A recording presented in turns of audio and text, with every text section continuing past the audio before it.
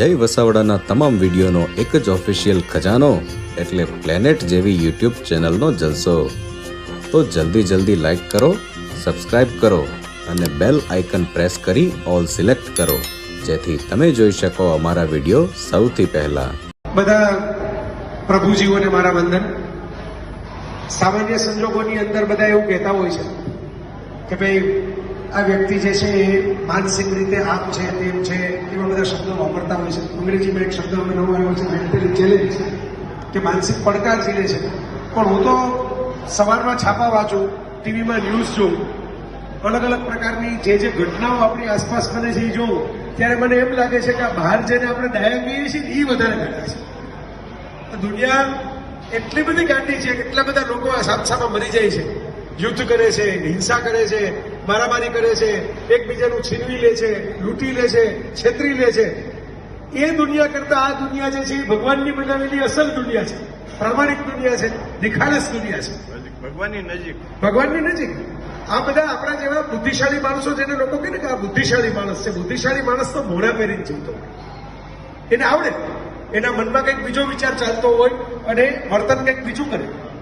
બરાબર? ભગવાનની નજીક તો એને કહેવાય, ભગવાનના ખરેખરા જીવ એને કહેવાય, સાધુતા ખરેખરી એને કહેવાય કે જેના મનમાં અને બહાર કોઈ ડિફરન્સ ન હોય, કોઈ ભેદ ન હોય, કોઈ તફાવત ન હોય.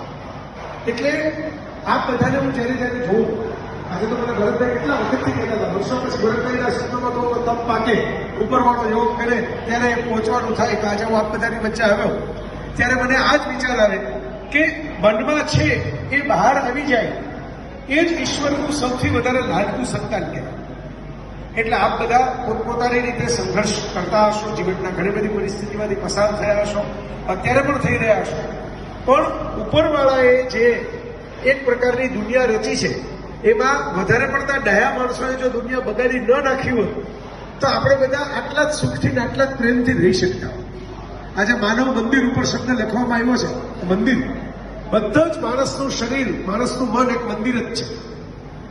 લોકો કંપનીની વાત કરે, લોકો સિસ્ટમની વાત કરે, આ બધી ઓડિયો સિસ્ટમ હોય જેમાંથી મારો અવાજ આવે છે, આ લાઇટની સિસ્ટમ છે, આ કન્સ્ટ્રક્શનની સિસ્ટમ છે. આપણું શરીર જ એક સિસ્ટમ છે, એમાં કેમિકલ છે, એમાં બધા મગજ છે, હાથ પગ છે, એ બધું એકબીજાની સાથે સિસ્ટમમાં ચાલે છે. બીજી કોઈ મુશ્કેલી થતી નથી હોતી. ક્યારેક સિસ્ટમ ખોરવાઈ જાય તો એને થોડી પ્રેમથી રિપેર કરવી પડે. અને હું તો એવું વખત રીતે માનું છું કે આ દુનિયાની, જે મને હમણાં ભરતભાઈ તો એકદમ સહજ ભાવે કહ્યું કે પ્રેમના અભાવે જ માણસો બીમાર પડે છે, પ્રેમથી જ સાજા થઈ જતા હોય છે. તો આ વાત મને પણ અંગત રીતે બહુ સાચી લાગે છે. આ દુનિયાની કેટલી બધી સમસ્યાઓનો ઉકેલ જે છે એ પ્રેમ છે, ભાલ છે, લાગણી છે.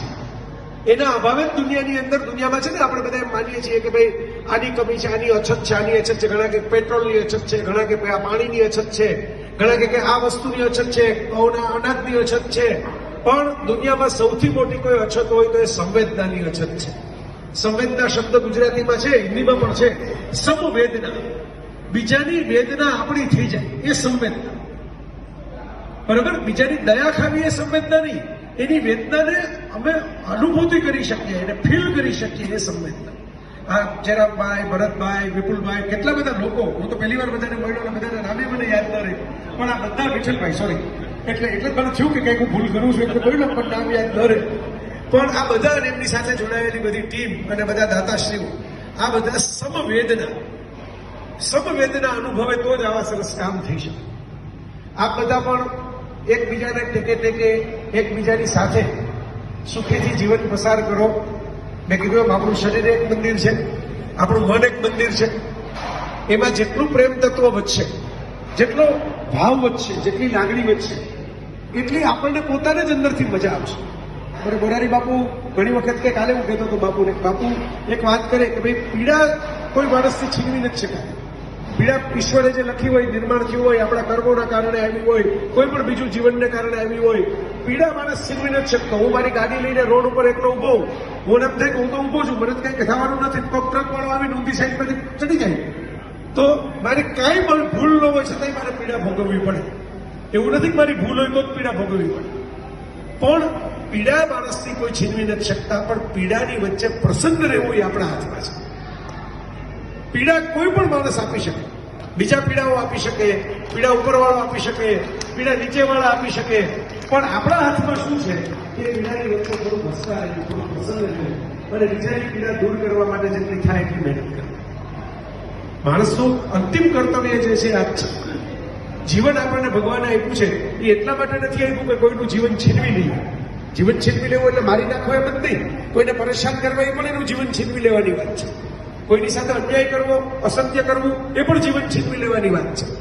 તો જીવન એટલા માટે મળ્યું છે કે આપણે કોઈનું જીવન છીનવી ન લઈએ, પણ કોઈના જીવનને અજવાળું કરી શકીએ, કોઈમાં જીવન આપી શકીએ. તો આ સરસ સંસ્થા છે જે જીવન આપવાનું કામ કરે છે. ગાંધીજી એવું કહેતા કે અજવાળામાં અજવાળા કરવાથી ફેર ન થાય. બહુ અદભુત વાત હતી એમ કે જ્યાં સૂરજ હોય ત્યાં દીવો પ્રગટાવો એનાથી કોઈને કંઈક ફેર ન પડે, પણ જ્યાં અંધારું હોય ત્યાં તમે નાનકડો દીવડો લઈને જાઓ તો એમાં થોડુંક અજવાળું થાય. અને એમાંથી એક સરસ કવિતા રચાડી હિન્દીમાં હરિવંશભાઈ બચ્ચનની, હે અંધેરી રાત મગર દિયા જલાના કબ મના. અંધારી રાત છે, સાચી વાત છે, પણ અંધારી રાતમાં લાઇટ કરવાની કોણ ના પાડે છે? દીવો પ્રગટાવવાની કોણ ના પાડે છે? એમ આપણી આસપાસ જ્યારે માનસિક રીતે અંધકાર છવાઈ ગયો હોય ત્યારે આપણી અંદરના આપણા આત્માને, આપણા જીવનની જે ચેતના છે એને પોકારીને આપણે એમ કહેવાનું કે ભાઈ ભલે આસપાસ અંધકાર હોય, ભલે મગજમાં પૂરા વિચાર નથી આવતા, ભલે યાદશક્તિ આપણી નબળી પડી ગઈ, ભલે આપણે જેટલું ધારી શકીએ એટલું કામ નથી કરી શકતા, પણ આપણી અંદરની ચૈતન્યનો, અંદરના આત્મરામનો દીવો પ્રગટશે.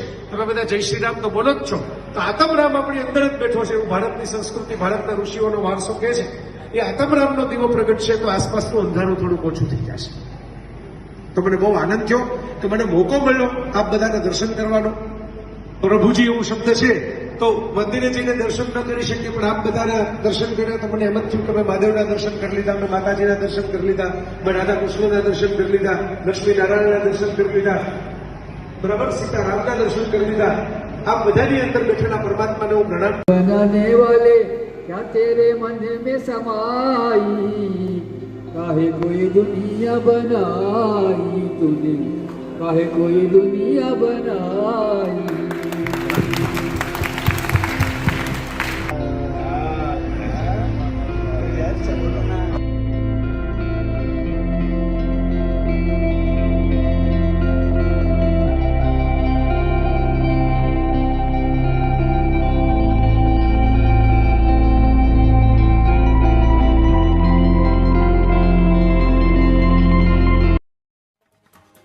જય વસાવડાના તમામ વિડીયોનો એક જ ઓફિશિયલ ખજાનો એટલે પ્લેનેટ જેવી યુટ્યુબ ચેનલનો જલસો.